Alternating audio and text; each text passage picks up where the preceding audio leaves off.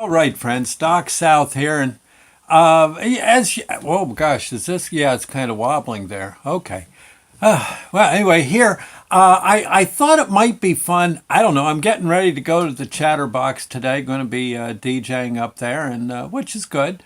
But I wanted to knock out a video, and honestly, the only thing I could think of was how when I was a kid, I got to ride on the train from Pittsburgh to Newark, New Jersey, and of course that took us through Horseshoe Curve. I think I was about 12 years old, 10, 12 years old, something like that. Rode with my grandma. Yeah, out of Newcastle, Pennsylvania. I was out visiting her and the family out in Newcastle. Lovely city. And when it was time to go, I rode out in a car with a friend of the family, and which was fine. But to go home, yeah, I took Grandma and I took the train. Grandma wanted to come out and visit my, mom and my father and all that, the family out east. And so I remember, gosh, we had to get dressed up. Yeah, to go on the train. Grandma had her white gloves.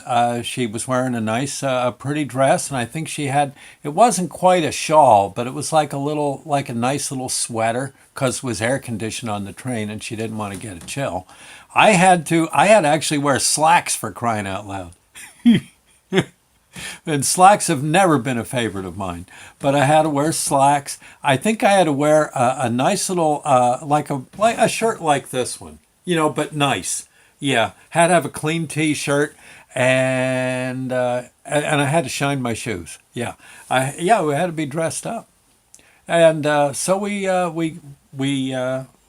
got driven down. I think Uncle Bill took us down to the station in Pittsburgh, and we got our ticket. Well, we had our tickets. Grandma arranged that early, and darned if we didn't.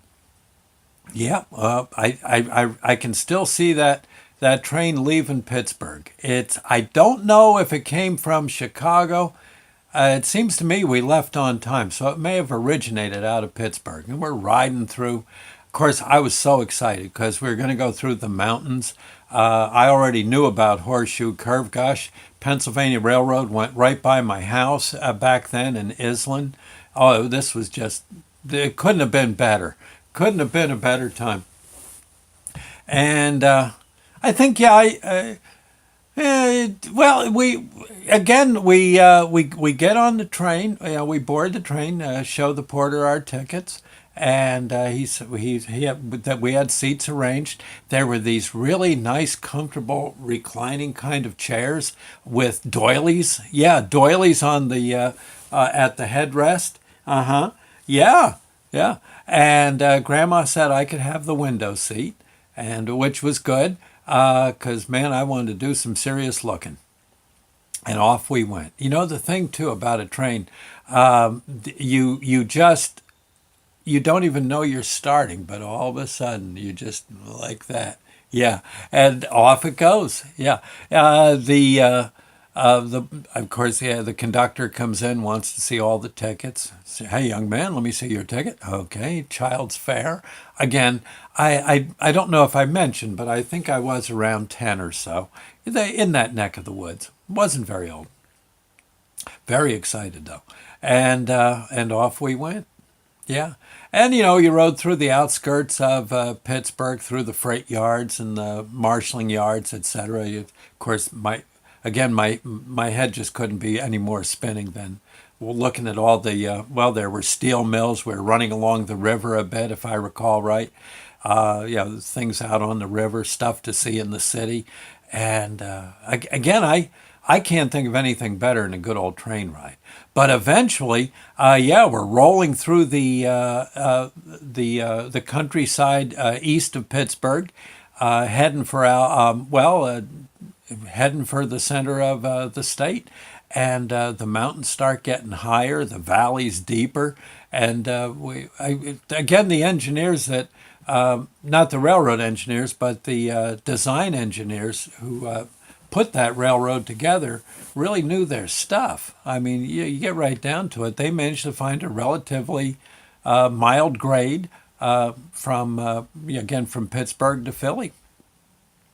And but eventually you start going up and up and up, and the train's kind of tugging along, and eventually, I guess it was around 11 o'clock or so, where maybe a little later, we're riding along a ridge line, and we just keep getting higher and higher. This would have been probably about 20 miles west of Altoona.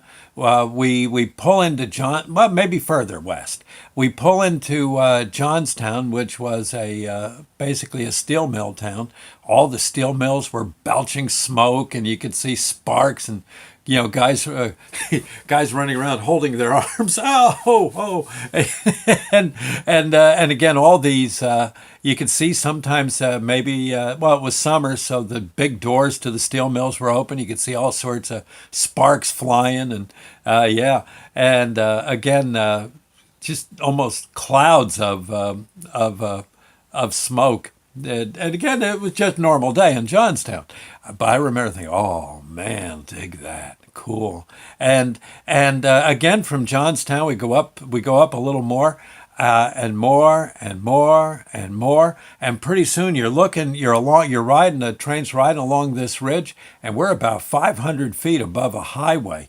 I mean, and this grade that, I mean, if the train went off, you were going down a grade that was like this, and you weren't going to stop till you hit whatever was on the highway. I mean, I'm thinking, oh man, this is a bad spot to derail, and of course we didn't. I'm still here. But eventually, well, Grandma said, why don't we go? It's about lunchtime. Why don't we go to the dining car, and you can we'll hit Horseshoe Curve while we're eating. What do you think? I said, well, gosh. Yeah, that'd be okay, Grandma. Let's go. I'm up for a cheeseburger. She says, well, they got good ones here on the train. I said, I hear they do. And off we went.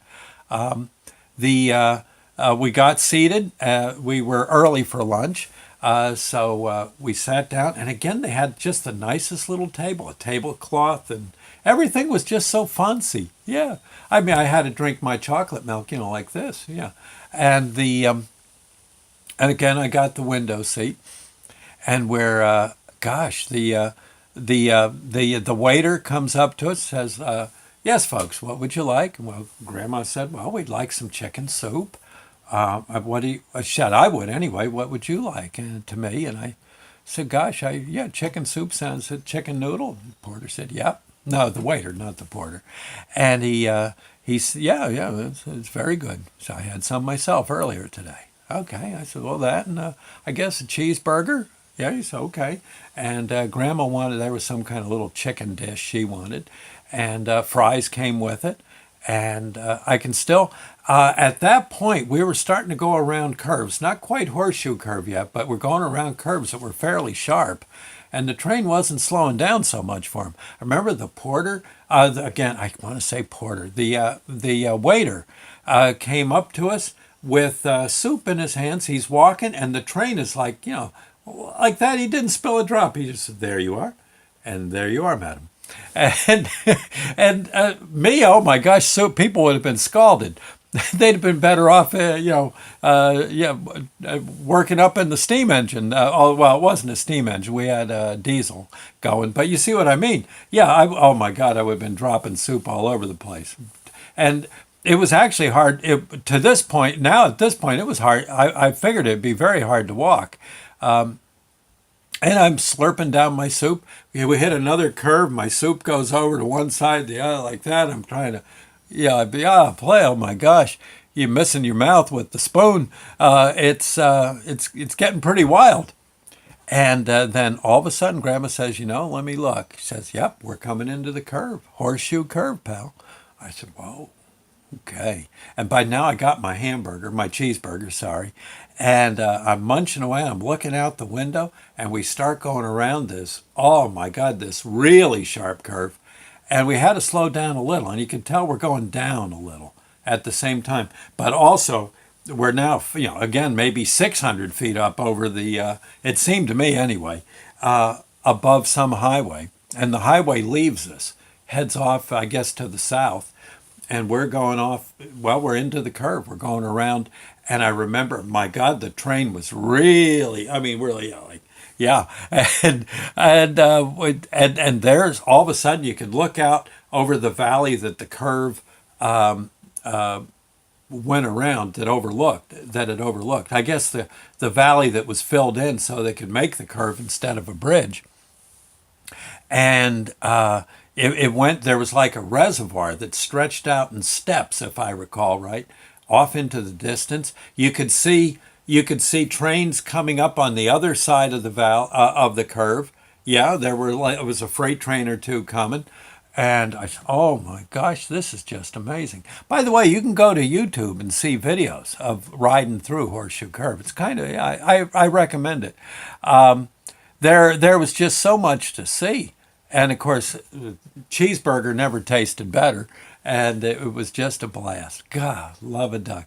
Eventually come out the other side and pull into Altoona. Altoona's only a few miles away from the curve. And bingo.